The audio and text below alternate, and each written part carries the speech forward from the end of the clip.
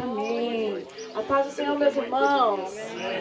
Olha, é um desafio, pelo menos para mim, estar aqui nessa tarde reunido com os irmãos em um culto como esse, em um culto onde estará sendo lançado a pedra fundamental para que se inicie então a construção desse templo, né, desse local de adoração. Então, para mim realmente é um desafio. Eu confesso para os irmãos que eu acredito que vai ser a primeira vez que eu ministro em um culto onde é de lançar a pedra fundamental. E eu fiquei um pouco mesmo nervosa. Isso não acontece sempre. A gente é acostumado a ministrar para mulheres, para casais, para cultos de libertação, culto para família. E eu pesquisei e quero trazer para os irmãos abordar algum, mesmo bem teológico o que eu vou falar aqui, meus irmãos. Então, não vai ser um trabalho de libertação. Então, eu vou contar com a ajuda dos irmãos em meio a alguns versículos. Então, vai ser bem teológico mesmo, é para conhecimento. Eu acredito que o conhecimento, ele é libertador e o conhecimento nos faz crescer, né? Então, vai ser realmente teológico. E eu convido os irmãos logo se assentarem, os irmãos abrirem comigo no livro do Evangelho segundo escreveu João, capítulo de número 2, o verso de número 13. Evangelho segundo escreveu João, capítulo de número 12, o verso de número 13. Eu logo recusei a oportunidade quando meu esposo disse ontem à tarde, ou pela manhã, eu sei que foi ontem, eu logo recusei, eu não estaria aqui porque é complicado para mim, mas aí eu falei, Senhor, a gente precisa também estar pronto para um culto como esse, né? Ainda mais segundo foi dito pelo Senhor Deus, né, que vai crescer o ministério e foi proferido aqui já nesse púlpito, né, que se torna o altar do Senhor, foi proferido aqui que muitos cultos como esse será realizado, então precisamos estar realmente preparados para cultos como esse. O Evangelho segundo escreveu João, capítulo de número 2, o verso de número 13, diz 2. Capítulo 2, verso de número 13. Deus abençoe a vida do nosso pastor. Todo mundo sabe que é dele por direito, mas ele me concede essa oportunidade, eu fico muito grata. Deus abençoe a vida do nosso querido co-pastor e pastor e evangelista. É muita função. Deus abençoe a vida dele, a sua esposa, Diaconisa Elaine, nós temos, Diaconisa ainda, né? Cooperadora, nós temos uma estima muito grande por ela, já ia colocar como missionária, já. Ainda é diaconisa, já é missionária. Deus abençoe a vida dela, Deus abençoe a vida do Diácono Kleber, né? Deus abençoe a vida do Diácono Kleber, Deus abençoe a cooperadora, diaconisa, eita glória. Deus abençoe a vida da diaconisa linda de Jesus, Beatriz e todos os irmãos presentes. Dito assim então, o texto sagrado, segundo escreveu o evangelista João, capítulo de número 2, e o verso 13. E estava próxima a Páscoa dos judeus, e Jesus subiu a Jerusalém. E achou no templo os que vendiam bois e ovelhas e pombos e os cambiadores assentados. E tendo feito um assorrague de cordéis, lançou todos fora do templo, bem como os bois e ovelhas, e espalhou o dinheiro dos cambistas e derrubou as mesas. E disse aos que vendiam pombos: tirai daqui estes, e não façais da casa de meu pai casa de vendas.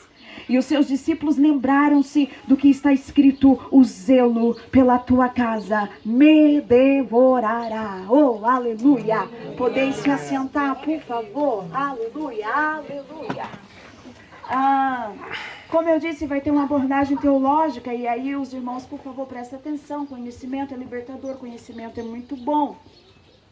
Nós estamos aqui diante da figura do nosso Cristo, e o Senhor Jesus Cristo, ele é a revelação especial de Deus. Sabemos que existe a revelação geral de Deus e a revelação particular ou revelação especial de Deus. Quando nós falamos em revelação geral de Deus, nós estamos falando que Deus, ele se revela desde o fundamento do mundo. Quando criou-se o mundo, quando fundou-se o mundo, Deus, ele se revela. Essa é a revelação geral de Deus. Nós podemos classificá-la na natureza, Deus se revelando através da natureza. O salmista Davi, ou Salmo, de número 19, o verso de número 1, vai dizer: os céus proclamam a glória de Deus. Se vocês forem em Romanos, capítulo, como eu disse, eu vou precisar do auxílio dos irmãos, se alguém achar antes que eu. Romanos, capítulo de número 1 e o verso de número 20, nós vamos encontrar o que Paulo escreve aos irmãos que estavam em Roma, e Paulo diz: porque as suas coisas invisíveis, desde a criação do mundo, tanto o seu eterno poder como a sua divindade, se estendem e claramente se veem pelas coisas que estão criadas, para que eles fiquem inexcusáveis. Então nós vemos aqui que Deus, ele se revela pela natureza. Acabei de citar aqui versículos bíblicos para os irmãos.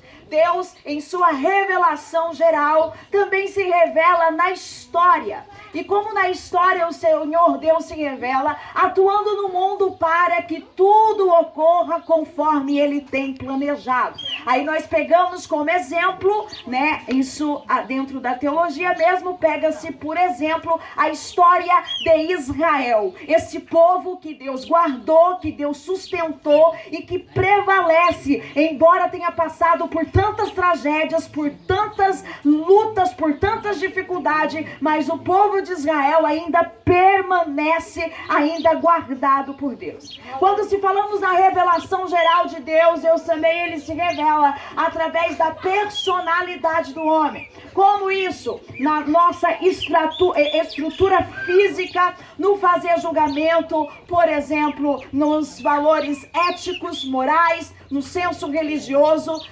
Também Deus, ele se revela no senso religioso, porque todos os homens, no decorrer da história, isso é comprovado, estudado pelos historiadores e pela sociologia, todos os homens, independente de cor, de raça, de povos, de tribo, eles sempre procuram uma divindade para eles poder adorar. Isso está no ser humano. Isso também prova a existência de Deus. Tá, aí desenhando para os irmãos entender, somos seres, os únicos seres, tirando os seres humanos, nós somos os únicos que temos essa condição. Condição do quê? De saber o que é certo e o que é errado. Isso são valores éticos e valores morais.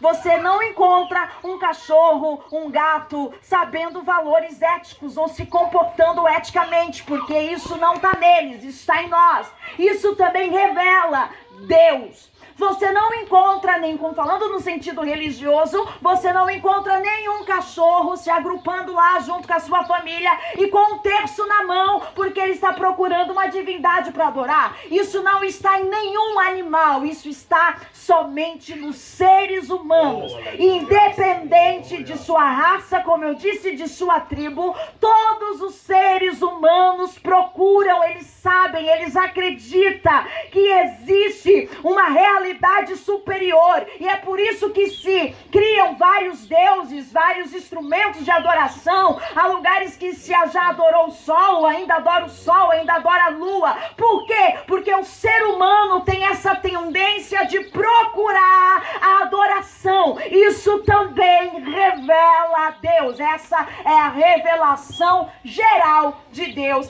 que eu acabei de dizer, que está na natureza, que está na personalidade e também está na história.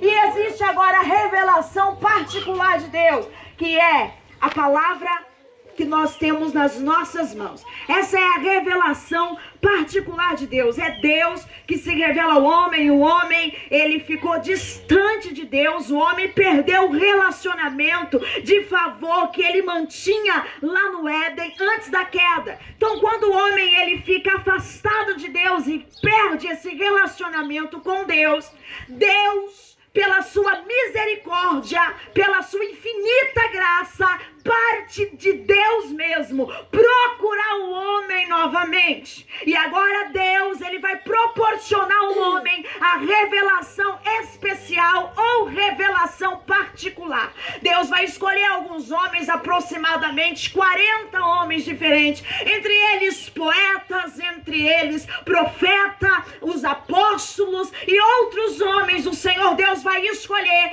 para soprar neles pelo Espírito Santo a inspiração, que nós acreditamos na inspiração verbal. Deus sopra o quê? O que nós temos nas mãos hoje, que é a palavra de Deus. E é por isso que nós dizemos que essa revelação, ela é a revelação especial, e é por isso que nós dizemos que a Bíblia é a revelação de Deus à humanidade. E dentro dela, dentro dos livros sagrados, Deus, ele vai se manifestar e vai manifestar os propósitos dele. Aqui dentro dos livros sagrados, Deus vai manifestar que ele interage na história, como eu já disse, Deus interagindo na história de Israel, na história da humanidade. Deus, dentro das escrituras sagradas, nós vamos ver Deus manifestando e mostrando o discurso divino, e também está relatado a revelação, a segunda revelação especial de Deus, que é a encarnação do nosso Senhor e Salvador Jesus Cristo. É o Verbo encarnado, é Deus se fazendo homem, é o Emanuel, Deus presente entre os homens. Glória a Deus. Oh, aleluia! E esse Deus, esse mesmo Deus, ele vai pedir para Moisés. Logo Deus, ele tira o povo do Egito. Os irmãos é ciente disso. O povo está no deserto e Deus se relacionando com o povo. E é ali no deserto que o Senhor Deus vai entregar a lei, vai entregar os 5 primeiros livros da Bíblia, que chamamos de Pentateuco.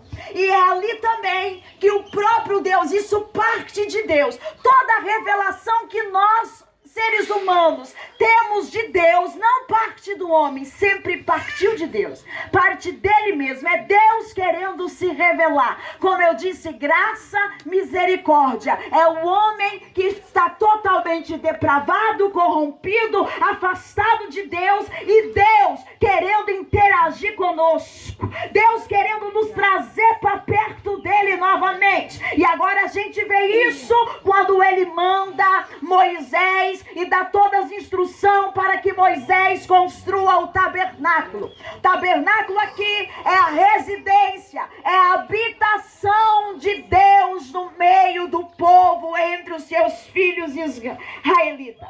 Esse tabernáculo que passa então a ser a habitação de Deus entre o povo, nós podemos dizer que é a primeira morada de Deus entre o seu povo. Esse tabernáculo vai acompanhar o povo de Israel durante toda a sua peregrinação no deserto, até que eles chegam à terra de Canaã. E depois de aproximadamente 300 anos que é construído o tabernáculo ele é substituído pelo templo de Salomão. O templo de Salomão, então, é aquela glória toda, é aquele poder todo que nós vemos relatado nas escrituras sagradas. No dia da inauguração, Deus fez algo extraordinário. Deus recebeu louvor, adoração. Deus recebeu a oração de Salomão, respondeu mandando fogo. Foi coisa extraordinária, e a glória do Senhor tomou conta de toda a casa. Aleluia. Só que esse templo de Salomão, que foi substituído pelo tabernáculo, ou melhor dizendo, o tabernáculo foi substituído pelo templo de Salomão, ele é destruído quando vem os babilônicos e levam o povo de Israel cativo. Ele é destruído. Após passar-se aproximadamente 70 anos, o povo volta novamente para Jerusalém, e agora esse templo ele é erguido novamente de uma maneira inferior. Nós sabemos disso, nós chamamos de segundo templo. Esse segundo templo, ele foi modificado por Herodes. Modificado, que é esse segundo templo, modificado por Herodes, que o nosso Senhor e Salvador Jesus Cristo entrou dentro dele. Meus irmãos, e esse mesmo templo que foi construído após o cativeiro babilônico e foi modificado por Herodes, esse mesmo templo também foi destruído. E até o dia de hoje não foi reerguido ruínas. A única coisa que sobrou desse templo, que foi modificado por Herodes, o segundo templo, esse templo só tem os muros das lamentações no dia de hoje. Certo? Por que eu estou dizendo tudo isso? Eu estou dizendo tudo isso porque, como já foi bem colocado pelo nosso pastor, na dispensação da graça, nós nos reunimos em templos, que é o que vai ser construído aqui, nesse exato lugar onde nós estamos cultuando. Vai ser construído um templo. E esse templo que vai ser construído, ele não vai passar de um simples salão, a não ser que eu e você demonstramos um comportamento de fidelidade genuína ao Deus Todo-Poderoso. Por quê? Porque hoje nós nos reunimos em um salão, em um templo feito por mão de homem. Mas hoje nós não podemos dizer que ali é a morada genuína e perpétua de Deus. Embora o Senhor Deus não deixa de fazer desse lugar a sua casa. Porém, Ele não vai estar ali sentado no trono, aonde você vai sair da tua casa, você vai vir e vai encontrar Deus sentado no trono. Não, o Senhor Deus, Ele vai vir, Ele vai se fazer presente à medida que nós o adoramos, à medida que nós clamamos por Ele, à medida que nós chamamos a atenção dEle, à medida que nós o reverenciamos. Aí a presença dEle vai vir, o poder dEle vai vir, a glória dEle vai vir, e o nome do Senhor será glorificado. Aleluia! Aleluia!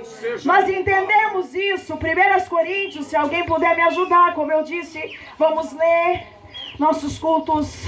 Aleluia, precisamos ler, vamos aproveitar que ainda dá tempo de ler antes que escurece. 1 Coríntios, capítulo de número 6, o verso de número 19. Meus irmãos, como eu disse, o último templo modificado por Herodes foi destruído e nunca mais se reergueu. E nós entendemos, isso foi no ano 70 da nossa era. E nós entendemos que no dia de Pentecostes, quando os 120 estavam todos reunidos, e lá estavam os apóstolos, e eles estavam à espera da descida, da promessa que o Espírito Santo seria derramado sobre toda a carne. Naquele momento, meus irmãos, o Espírito Santo, como prometido pelo nosso Senhor e Salvador Jesus Cristo, foi derramado. E eu glorifico a Deus que Ele foi derramado e não foi levado de volta. Ele ainda está aqui. Ele ainda se faz presente no nosso meio. E nós entendemos que agora o Espírito Santo de Deus, aleluia, ele se faz presente nas nossas vidas, e agora nós passamos a ser morada. Oh, glória, o pastor nos disse aqui, somos o tabernáculo móvel. Nós somos agora a morada desse Deus através da pessoa do Espírito Santo. E nós precisamos entender muito isso, porque embora nós construamos inúmeras igrejas, embora nós levantemos muitos lugares, como que vai ser levantado aqui, se nós não entendermos que somos nós a morada, o templo do Espírito Santo, e somos nós que precisamos ter um comportamento que agrade a Deus, para que a presença dEle venha e seja derramada sobre nós. Se nós não entendermos isso, meus queridos, seremos mais uns daqueles, sabe, aqueles que abriram, que construíram, que levantaram, mas porém não guardaram, não permaneceram na fidelidade do propósito, e hoje é apenas um salão. Meu Deus!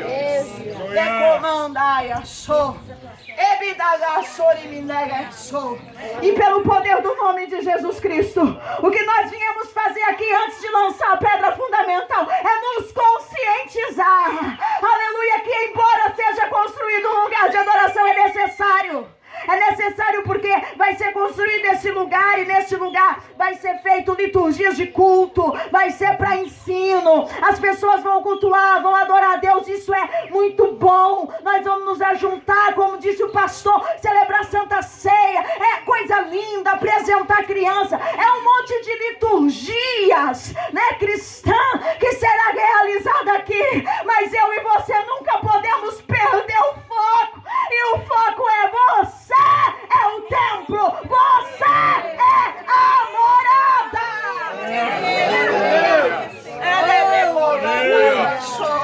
E todas as vezes que nós nos reunimos em espírito e em verdade dentro desse templo que será erguido aqui, todas as vezes que reunimos em espírito e em verdade para cultuar o nosso Deus, Ele se fará presente, Ele vai estar no nosso meio, Ele vai curar, Ele vai renovar, vai cumprir promessa, vai salvar, vai libertar, vai fazer grandes coisas. Glória a Deus! Glória! Deus seja louvado. 1 Coríntios, capítulo de número 6, o verso de número 19. Ou não sabeis que o nosso corpo é o templo do Espírito Santo que habita em vós, provenientes de Deus, e que não sois de vós mesmos? Glória! Então conseguimos entender que hoje nós somos o templo e o Espírito Santo de Deus habita em nós. O nosso comportamento como igreja, aleluia, é isso que vai fazer com que a presença de Deus permaneça no nosso meio e que faça toda a diferença quando nos reunirmos aqui para adorar a Deus. Nós somos então o corpo de Cristo, no qual Ele mesmo é o cabeça, e estamos inseridos nele por meio do Espírito Santo de Deus. Está em 1 Coríntios, capítulo de número 12 e o verso de número 27. E está escrito que Cristo, me perdoa, Ele é o cabeça da igreja. 1 Coríntios, capítulo de número 12, o verso de número 27 nos diz isso. Ora, vós sois o corpo de Cristo e seus membros em particular. Glória, aleluia. A senhora leu o 27? É o 27. Glória a Deus, é isso mesmo. Lê mais um. Eu? É. 28. Uns por Deus na igreja, primeiramente apóstolo, em segundo lugar profeta, em terceiro doutorado, depois milagres, depois dons de cura, socorros, governos, variedades de línguas. É isso que o Senhor Deus tem constituído para mim, para você. E nós vamos entender isso, meus irmãos. Nós vamos entender que como igreja de Cristo que somos, e Ele o nosso cabeça, Ele nos constitui como membro, no sentido espiritual. E aí Ele vai entregando funções. Se você ler toda a narrativa do que Paulo fala aqui, isso é extraordinário. Nenhum membro desse corpo pode sobreviver fora do corpo. Nenhum membro desse corpo é inútil. Todos os membros desse corpo têm uma utilidade, inclusive você, inclusive eu. E eu quero que os irmãos entendam isso, que isso é extraordinário. Irmãos, eu já fiz essa analogia porque eu ouvi de alguém, não é algo meu, é algo que eu ouvi de alguém, mas eu não me recordo quem foi que o disse. E eu disse isso na escola bíblica dominical, que o corpo, agora nós falamos, usando a analogia mesmo do corpo físico, se o membro do teu corpo for amputado, você continua vivendo, sobrevivendo e continua a tua jornada do mesmo jeito. Por exemplo, vai que amputa aí o teu dedo polegar, teu dedo mindinho. Vai que por um acaso a tua orelha é amputada. Você, como corpo físico, continua sobrevivendo. Porém, o membro que foi amputado, e o que vai acontecer com ele? Aleluia. Vai apodrecer. Não tem mais vida, não tem mais utilidade, porque nós não somos nada fora do corpo. Para termos vida, para termos saúde espiritual, nós precisamos estar no corpo. Lembrando que o corpo de de Cristo não tem defeito. Lembrando que o corpo de Cristo não perece. O corpo de Cristo, esse negócio de que o irmão pecou, o corpo de Cristo vai perecer, vai nada, vai nada. O corpo de Cristo é santo. O corpo de Cristo nunca, aleluia, será manchado pelos nossos pecados. Mas quem vai perecer sou eu. Se eu for amputada, se eu pecar e não tiver arrependimento, é eu que vou perecer. Mas o corpo de Cristo não. O corpo de Cristo é direcionado por Cristo. Cristo é o cabeça desse corpo, meus irmãos. E é por isso que nós somos chamados de igreja. Glória a Deus. E o termo igreja, é isso que é muito importante nós entendermos, que é a eclésia do grego, que significa que somos separados.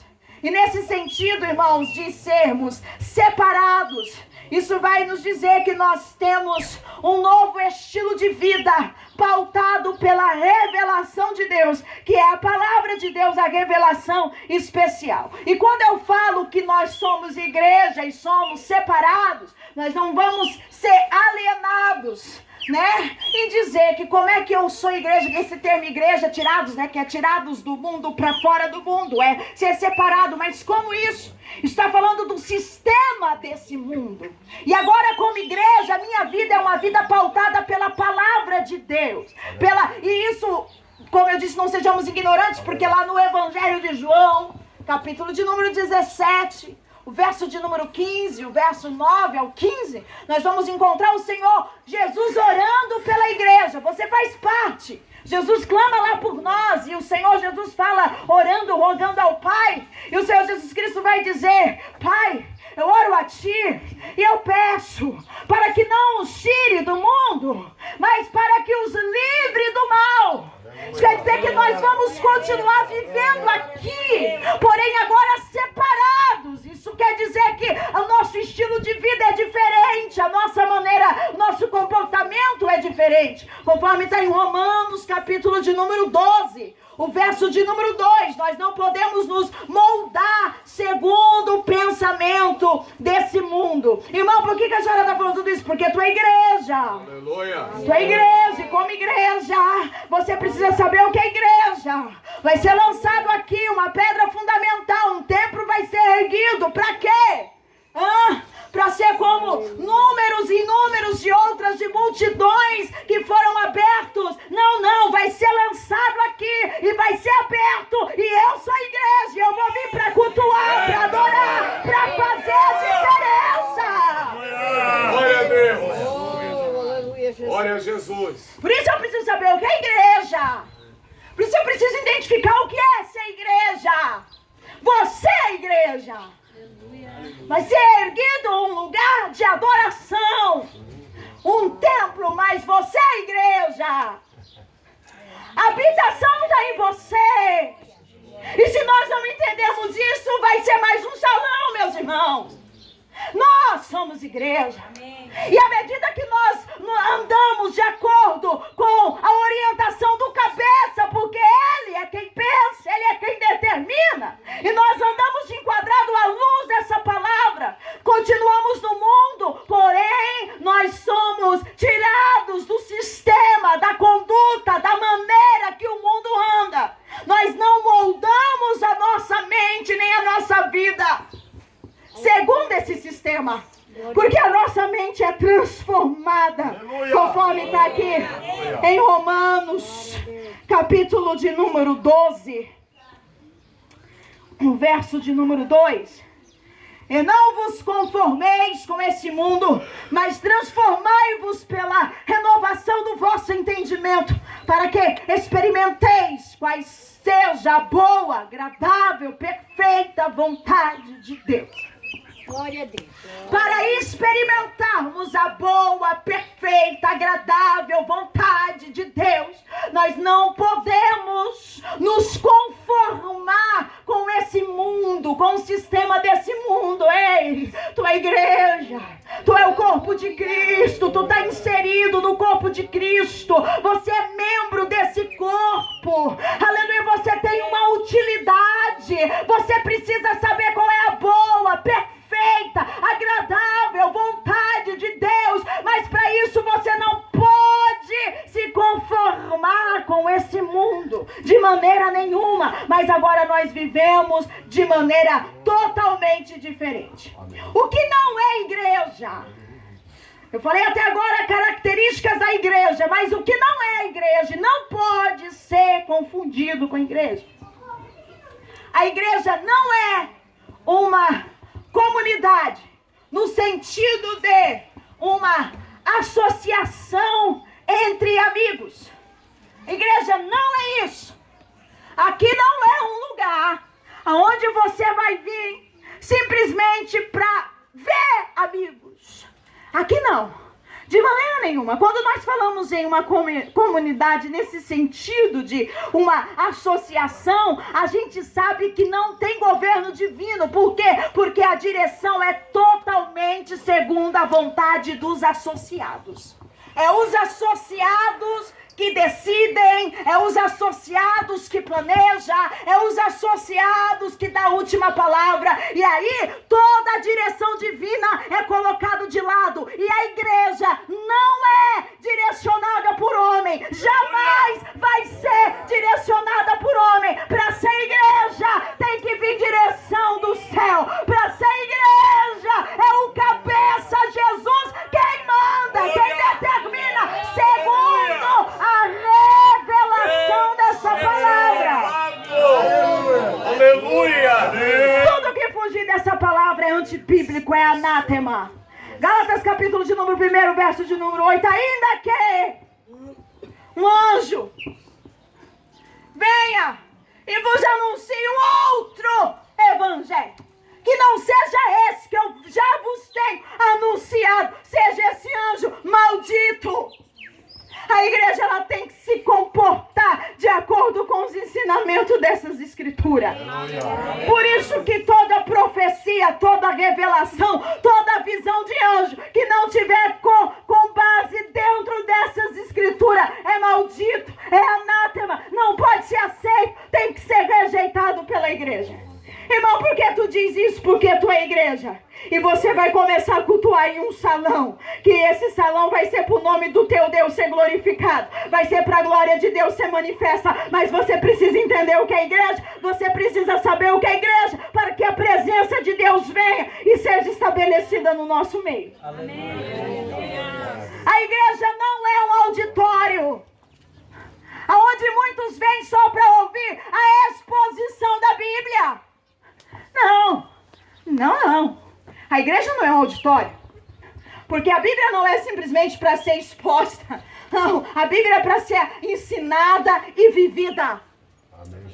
A Bíblia é para mudar a nossa conduta e mostrar como que nós devemos andar. Então a igreja não é um auditório para simplesmente ouvir a exposição da Bíblia. A igreja não é um teatro onde as pessoas fazem os seus ensaios e demonstram aqui as suas peças teatrais. A igreja não é um teatro. A igreja não é um programa onde se vende a religião para as massas e manipula as pessoas por causa do dinheiro. A igreja não é isso.